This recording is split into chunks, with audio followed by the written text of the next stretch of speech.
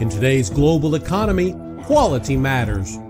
Benjamin Franklin once quipped, "The bitterness of poor quality remains long after the sweetness of low price is forgotten."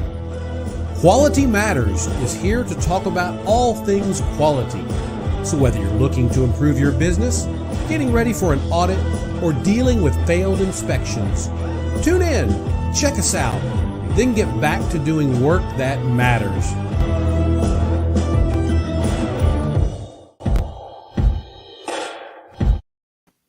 Well, hello and welcome back to the Quality Matters podcast. I'm Kyle Chambers with Texas Quality Assurance, where quality management gets simplified. And today we're going to talk about real-world risk management.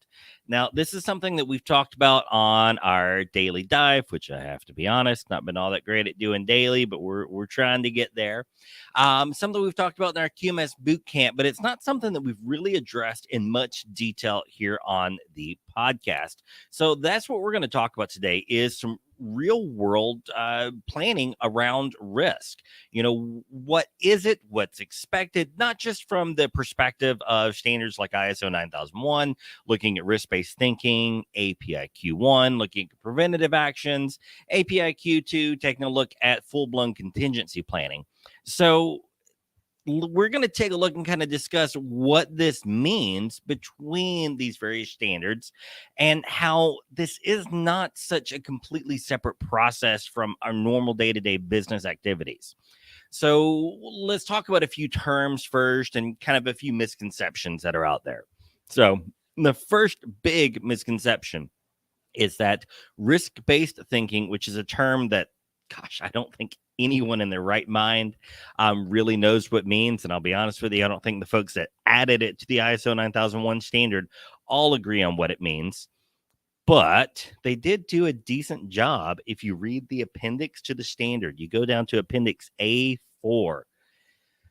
And effectively, risk-based thinking is preventative actions, folks. Risk-based thinking is saying that we have built our business in such a way that it naturally mitigates risk.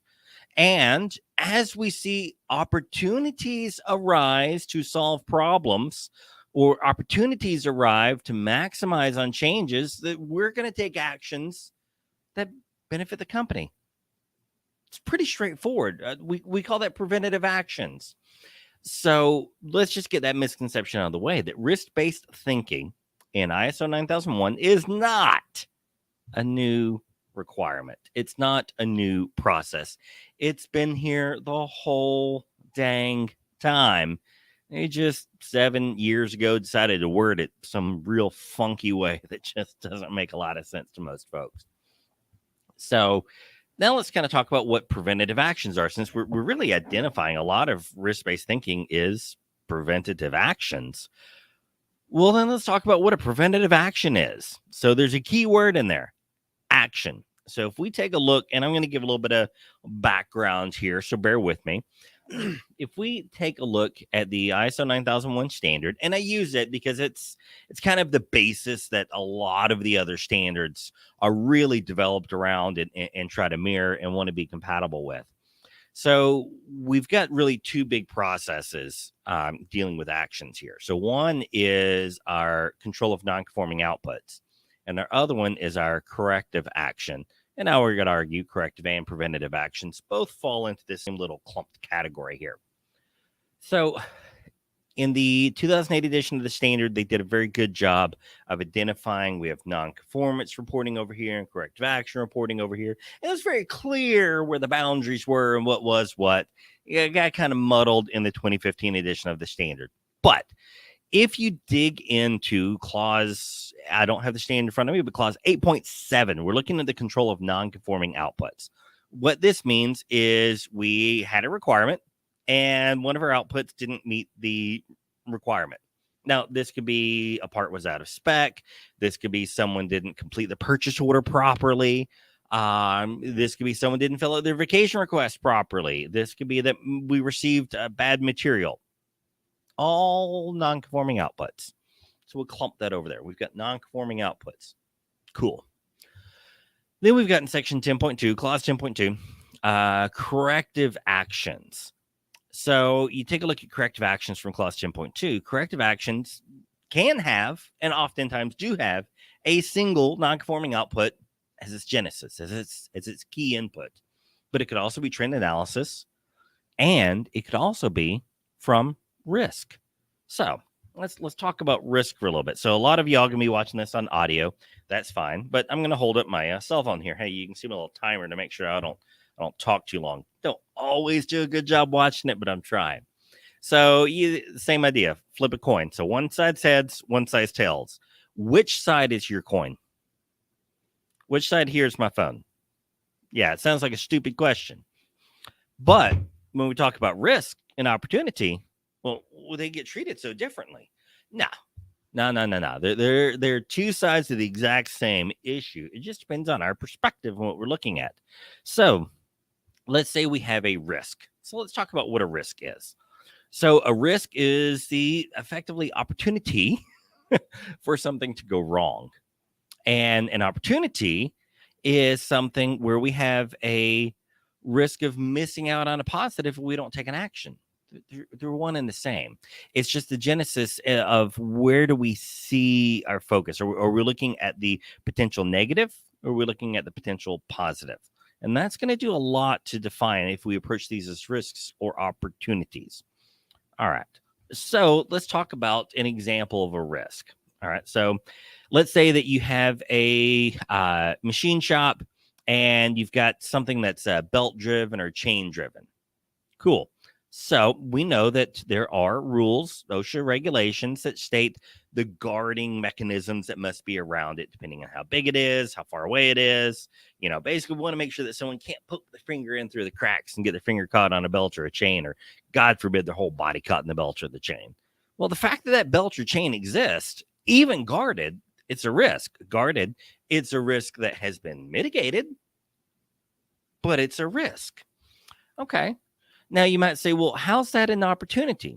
In some cases, there's not a lot of positive side on it, just eliminating the negative. That our opportunity is to eliminate the negative. Okay. Well, I guess I can kind of deal with that. Then I might say, well, let's take a look at like a true opportunity. And let's talk about it from a sales perspective. You got an opportunity, you've got a new product or service that you're looking to promote. Great opportunity for new sales, new customers, new integration with your clients. Lots of good can come about from this. Okay, so we want to act on it. If we don't act on it, we run the risk of missing out on the revenue. If we do act on it and it goes poorly, we run the risk of a lot of cost. So again, you find that these two get very muddled together. All right, now that we have that out of the way, we can take a look at the idea of risk-based thinking. So risk-based thinking in the ISO 9001 standard is saying when we identify our objectives, when we create our policy, when we create our documentation, when we do all these things, we need to account for risk in it.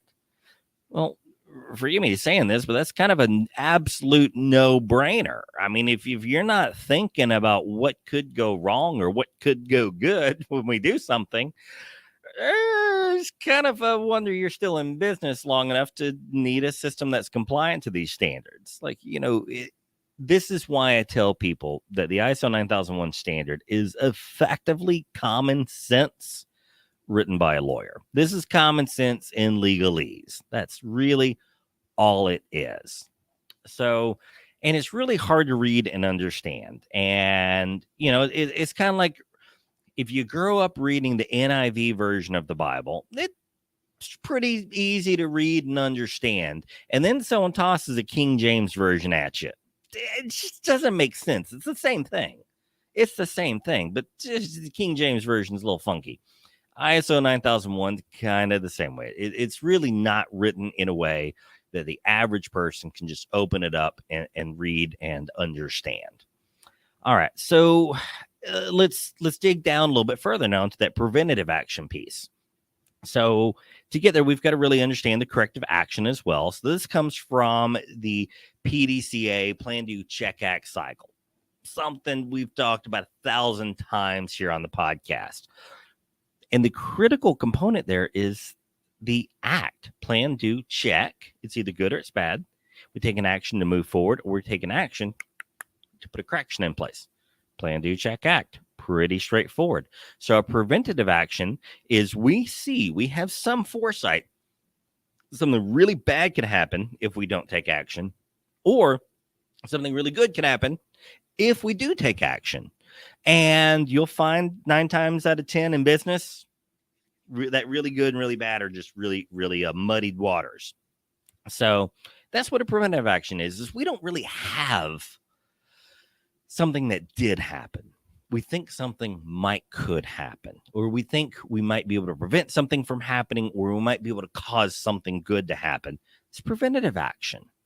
Okay. So this is all pretty standard, pretty understandable. Now, what this does mean is that if you're operating under an ISO 9001 compliant management system, there's no need for an explicit preventative action. There's no call for it. I would strongly recommend you still have a preventative action process in place. And in fact, I would argue there's no need to even create a separate process or a separate form for it. In fact, when we do consultation work and in the software we've developed here at Texas Quality Assurance, I swear this isn't just a sales pitch for it. It's just these are good processes. Is our corrective actions serve as our corrective and preventative actions. And really the difference there is, do we have a known nonconformance or known trend, or is this for improvement purposes? That's the difference. It's a differentiating factor there. So it makes it really simple. So what was this crazy complex system? It's not really pretty simple. But there's still the issue of a risk register. This is not a requirement of the ISO 9001 standard to have a risk register. But I will say most consultants, including us, and I fought this for years, most consultants will still provide you a risk register.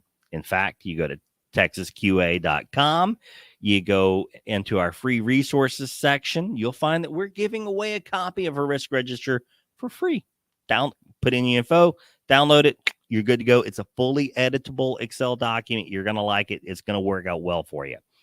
But what the risk register is we're going to go through each of our work areas. And there's other ways to do it. This is how we do it. We go through each of your work areas. It might be this is our weld shop. This is our inspection bay. This is our CNC shop. This is our main office, shipping, receiving, inventory, so on. And we're just going to make a list of here's all the things that could go wrong. I think this could go wrong. And have we done anything about it? It's pretty straightforward. Now, you're going to say, well, Kyle, that's kind of redundant. Like, if we already put this into practice and we're doing it, like, do we really need to document it? I kind of agree with you. It might be a little redundant. It might be a little pointless to you. But I have found that it can be really useful. Let's fast forward 6 months, 2 years, 3 years, 5 years from now. You put the system in place, but you're no longer in that position, or your company has grown and changed and you're not handling those same duties that you did before. Your future self or your future counterpart will be very grateful to have known your thought process at that time. Why do we have this guard in this location? Oh, well, we saw a risk of a pinch point there. Oh, well, that makes total sense.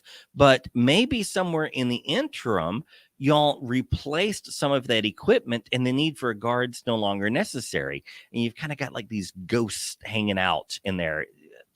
I studied architecture for a few years and they called them architectural ghosts. So the idea being that, see, you've got like this really pretty window, really beautiful window that's in tons of light, but it's totally blocked by the building next to you. And you're scratching your head like, are they really framing this window so that I can see the gutter down there and all the cars parked on the parking lot?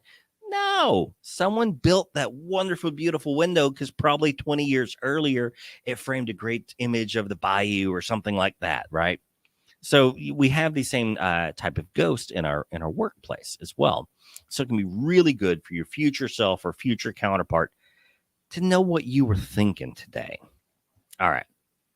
So let's go a little bit further. So we've got the risk register, and I'm going to be honest with you. I do not recommend people working from the risk register. The risk register is a record of risks identified. Should probably be reviewed once to twice a year.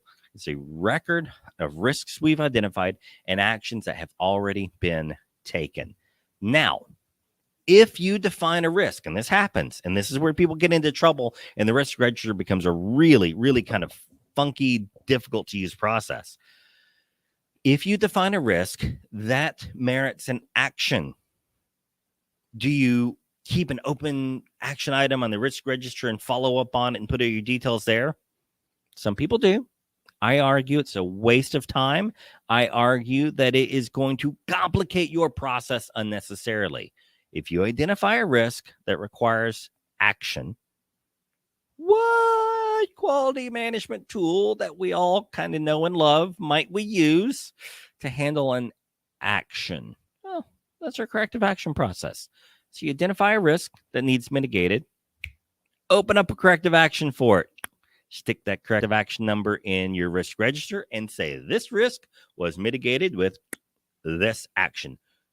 Done. Move on. In fact, I recommend for the most part that folks only update the risk register about once or twice a year, typically before the management review. And I'll tell you where the majority of that input comes in is from your corrective action log. Pull out all your corrective actions from this year. You didn't have a corrective action for no reason. You had a corrective action because you identified a risk. It's either a known risk or a potential risk, but either way, you know it. You documented it. You did something about it. So that's risk. It's not all that complicated. I think people pay for multi-day classes and courses to discuss risk and risk management, which is necessary in larger scale organizations. But most of our clients are small business, and most of the listeners to this podcast are small business. There's really not a need for a full risk management system, which do exist, have their place. Most businesses, it's not necessary. So now we kind of understand ISO 9001, API Q1. They're really not all that different in this aspect. ISO 9001's risk-based thinking lines up with API Q1 for preventative actions. All right, now let's talk about one step further. Contingency planning. This is a big one. And a lot of you actually have a little bit of experience here, but you're probably not aware you've got the experience. So does your company have, well, if you're on the Gulf Coast, this is going to apply to you. If you're not on the Gulf Coast, it probably won't mean much to you. But for those of us that have lived on the Gulf Coast, I guarantee your company has some sort of a hurricane plan, right? When there's a hurricane, 5 days out, 3 days out, we've got certain actions that we're going to take because we know that there's a 100-mile wide storm charging at us and it's likely to get us. Okay. So typical is that hurricane plan. Hey, 5 days out, we're going to meet daily to review the progress of it, blah, blah, blah. 4 days out, we're going to go ahead and run an extra backup of our servers, make certain we've got it there. We're going to store a copy off-site somewhere. Cool. 3 days out, we're going to make sure that we've got good contact info for all of our folks, make certain that they go ahead and tell them to make plans for their families, so forth. 2 days out, we're going to review and address if we're going to shut down the facility. 1 day out, we're going to shut down the facility because it's headed this way. We're going to tell all of our people to get home, get safe. Right. So we've got this hurricane plan. It's pretty common. Well, this is, in fact, what we call a contingency plan. Now, the ISO 9001 standard does not require it. The API Q1 standard does not require it. But our friend, the API Q2 standard does require it. Now, if you're not in the oil and gas world listening to this, I'll fill you in on it. If you listen to the podcast, you're probably already familiar. So ISO 9001, just a good overall general management system standard. Manufacturing, service providers, nonprofits, it doesn't matter. It's a good system. All right. API Q1 is developed for oil and gas manufacturers. API Q2 is for oil and gas service providers, really with emphasis on offshore service providers, but service providers. So if you're a service provider in oil and gas world and you're certified to API Q2, it's required that you have contingency plans. Okay. Well, this is just the next step in our risk strategy. So we identify risk all day naturally. Some risk merit action. We create a corrective action. We make a log of all of the things we've identified and the stuff that we fixed. Hey, I'm feeling pretty good about myself. We got some preventative measures going in place. Man, I'm feeling even better about myself. But geez, the world's gone a little bit bonkers recently. And, God forbid that, I don't know, there's oil prices go out of whack and the supply chain goes out of whack and our company gets shut down for 6 months by the government, and lots of things can happen that maybe we hadn't really thought about well before, not to mention the increase in cyber attacks and all sorts of crazy stuff going on. Well, you need to assess for yourself which one of these is are we at largest of impact from. All right, so I'll use my company as an example here. So at Texas Quality Assurance, I have 0 on-site servers. Now, I say that I have a server I use for testing, for mass upload of data, but I don't store anything on it. And if it died, I can rebuild another one in a day. It's not a big deal. Now, previous company I worked at, oh my gosh, we had 3 different server closets. We had switches and routers with all sorts of custom code in them, a phone system with, an enormous complicated call tree. My gosh, if that facility were to be flooded, it'd be a nightmare to replace. Here, all this gets flooded. I mean, I'm out the money for my podcast equipment, but I can keep going. You just won't get to see my pretty face for a little while. You probably get it on some goofy little cell phone video. But that's the worst I've got to look at. So if I were to do a contingency plan for information technology infrastructure, I'm not too terribly concerned here. We have everything loading in 365. We've got a lot of security features and controls in place there. The biggest thing I may want to look up is a backup solution to a separate tenant. That way, God forbid, the one we have is hacked into. Hey, I've got a daily copy on a completely separate tenant, so we can restart if necessary.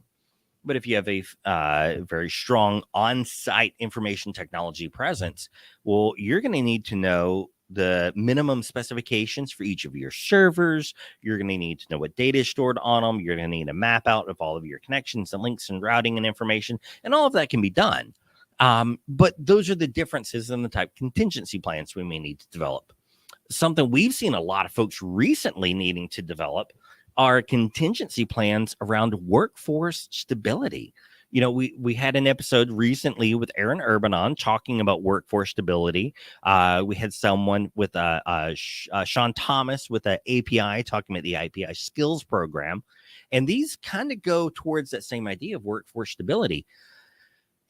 After COVID hit, I mean, so many people left the job market, and when they returned, they didn't necessarily return where they were before. We've got a lot of folks who've just never returned to the job market, folks that are uncomfortable going back to the old office location that they were at, and all these different reasons, right? But let's come up with a contingency plan for workforce stability. What are we going to do?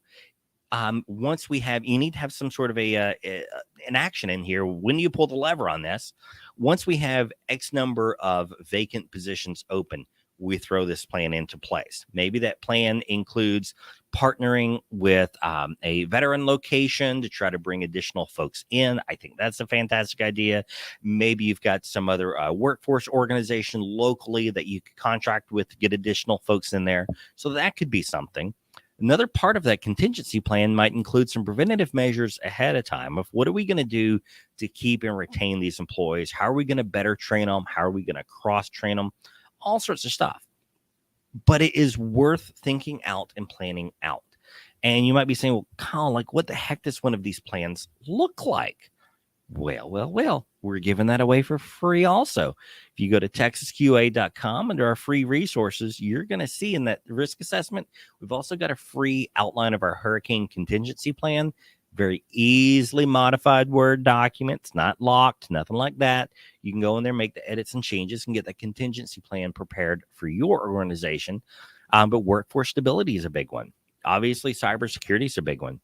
And, the list can go on and on, from issues with environmental response. Let's say your facility stores a certain volume of toxic chemicals, or perhaps you're required to do regular reporting for EPA or TCEQ. And again, God forbid you have a release. You should have all sorts of plans to prevent that release. But God forbid you have that release. What are you going to do if and when that happens? So again, have that plan laid out ahead of time. We've got some military friends, and what they call this is war gaming, right? So if this bad thing happens, what's the next 10 things that we're going to do? As we're doing those 10 steps, what else could go wrong along the way that we need to address and be worried and be concerned about? So war game it out for yourself. But, so we've got environmental issues that could occur. We're seeing more and more issues with physical security, talking about these active shooter type situations and scenarios. Again, God forbid this happens at your facility, whether it's one of your folks or some deranged person from the street coming in. What actions do you have? Do you have any protocol for these worst case type scenarios? And you need to evaluate your facility and what constitutes a high enough risk there. And there's a number of ways that you can do it. So one, and if you've ever done a failure mode effect analysis, FEMA, you're already familiar with this idea. But for those of you that haven't, a very simplified version is we want to take a look at every risk and we want to score it on 3 criteria. Criteria 1 is we want to score that on the severity. So, and I've got a scale. If any of you want it, I can send a copy of it to you. It's a nice little rubric. But I like to score it on a 1 to 5. A FEMA is officially scored on a 1 to 10. But I'll be honest with you, I have a hard time identifying for the average person what's the difference in a 7 and an 8. But I can identify the difference in a 4 and a 5 pretty easy. So 1 to 5. 1 being, not a big deal. So on a severity issue, 1 to 5, I stubbed my toe as a 1. And a 5, multiple people died. Okay. A 4, someone died or is critically injured. 3, hospitalized. 2, medical treatment. 1, I stubbed my toe. It hurts. I'm probably going to cuss at you, but hey, we're okay. I'm going to move on. So you want to score it on severity. The second one you want to score it on is likelihood. Whereas a good likelihood is it never happens. It's next to impossible. So when we do our QMS bootcamp trainings, what I use here is shark attack.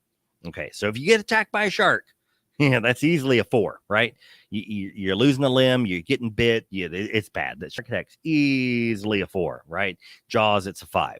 Okay, but more people get struck by lightning than bit by sharks. I'm more likely to die from a tornado today than I am from lightning or a shark bite.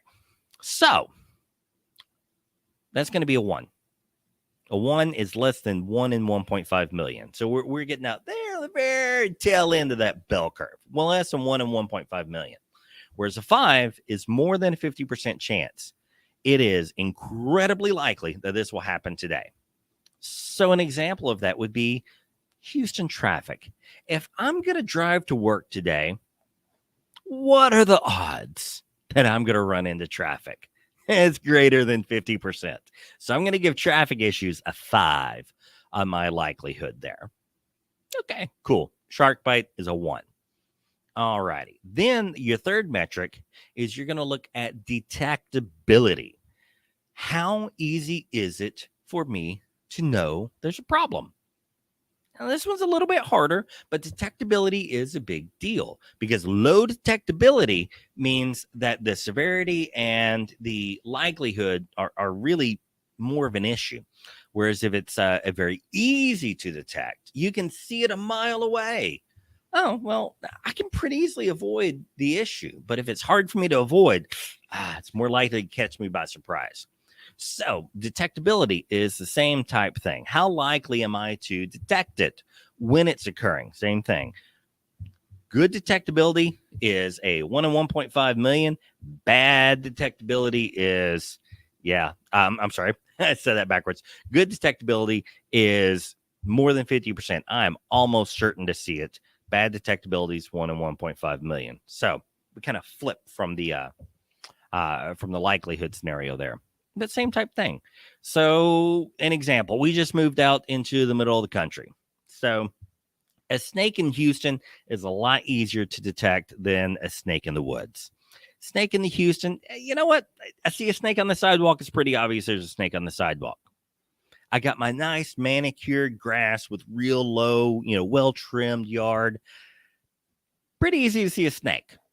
However, when you're walking through the woods so thick that you can't even, walk without getting scratched and scuffed up, and that snake's curled up under the leaves, you really don't have much of a chance of detecting it before it's there. So this is detectability. The easier it is for us to detect, the easier it is for us to skirt around it. Then what you do is you take these three numbers, you multiply them together, and then you give yourself some scale. This can change company to company. We have it built into the risk register on the website, but then you give yourself some threshold. Any risk above this threshold, instantly, we're going to contingency plan it. And then you can do a contingency plan for anything else that you just feel is necessary because you know your business. But really, that's it. So we're going from basic identification of risk. Should I make this offering? Should I not make that offering? Should I give guys a glove? Should I not give them a glove? To preventative, corrective actions, all the way into contingency planning, and how do I track and record all of it? There you go, folks. That is risk-based thinking, risk management, corrective action, preventative action, contingency planning, all in the span of 30 minutes. I hope this is some helpful information for you. I really, truly hope that you can use this, put it to use in your workplace. By all means, go to the website, check it out. We've got tons of free stuff up there. I say this often. My goal is to provide as much free information on the website as I possibly can. I want to make certain that you guys have the tools you need to run your business effectively. If and when you need additional manpower, you need additional support or expertise, we're here. But if you've got the people to do the job, I want to make certain you've got what you need to get started. So go check it out. Lastly, if you haven't subscribed to the Quality Matters podcast and you're listening to it right now, subscribe, please. We are everywhere. Rumble, YouTube, Twitter. I mean, you name it, we're posting this everywhere. So go ahead and find us on there. Let us know what you think. Love to hear from you, especially leave iTunes reviews. We really, really appreciate those. So leave us a review. Let me know what you think. And if you've got a topic you want to hear more about, let us know. We're looking forward to talking to you. But that's all I got. So you guys have a wonderful